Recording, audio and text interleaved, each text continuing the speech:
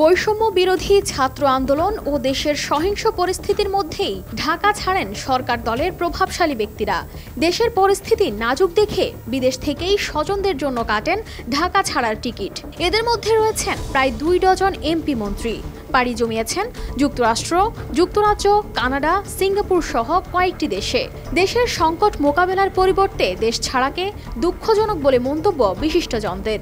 এমনকি এ নিয়ে সরকার দলের মধ্যেও সৃষ্টি হয়েছে নানা আলোচনা সমালোচনা। একটি জাতীয় দৈনিকে প্রকাশিত প্রতিবেদনে জানা যায় এমন তথ্য। প্রতিবেদন অনুযায়ী কোটা আন্দোলন ঘিরে দেশে যখন বিরাজ করছে উত্তাল পরিবেশ, চারদিকে ছড়িয়ে পড়ছিল সহিংসতা, এমন জটিল পরিস্থিতিতে গত 15 জুলাই মধ্যরাতে দেশ ছাড়েন সাবেক অর্থমন্ত্রী আ.হ.ম মুস্তফা কামাল।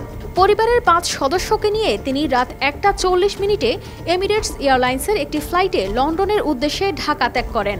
একদিন পর 16 জুলাই লন্ডন যান ঢাকা 16 আসন মিরপুরের এমপি ইলিয়াস মোল্লা। পরে তিনি 26 জুলাই দেশে ফিরে আসেন। একই দিন পরিবারের 11 সদস্য নিয়ে কুমিল্লা 11 আসনের এমপি ও সাবেক রেলমন্ত্রী মুজিবুল হক যান দুবাই।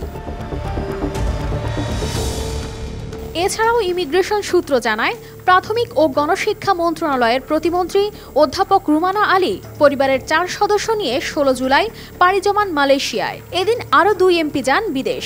তাদের মধ্যে ছিলেন ময়মনসিংহ 8 আসনের এমপি মাহমুদ হাসান সুমন। তিনি পরিবারের 4 সদস্য নিয়ে গেছেন সিঙ্গাপুরে। অপরজন কুমিল্লা 8 আসনের এমপি আবু জাফর মোহাম্মদ শফিউদ্দিন যান চীন।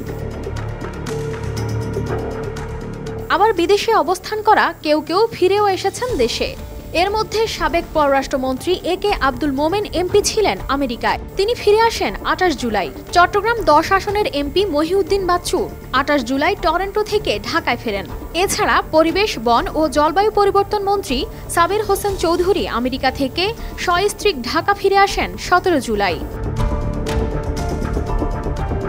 তবে দেশের এমন সংকটময় পরিস্থিতিতে দেশ ছাড়ার এমন ঘটনাকে দুর্ভাগ্যজনক বলে মন্তব্য করেন বিশিষ্টজনেরা। আওয়ামী লীগ দলীয় সূত্রগুলো জানায়, দেশের এই টালমাটাল পরিস্থিতির মধ্যে তাদের এই বিদেশ যাত্রা নিয়ে সরকারি দলের মধ্যে রয়েছে ব্যাপক প্রতিক্রিয়া। এমনকি আওয়ামী লীগের সভায় এদের নাম নিয়েও হয় তুমুল হইচই। কানিস ফাতেমা শিমু, RTV।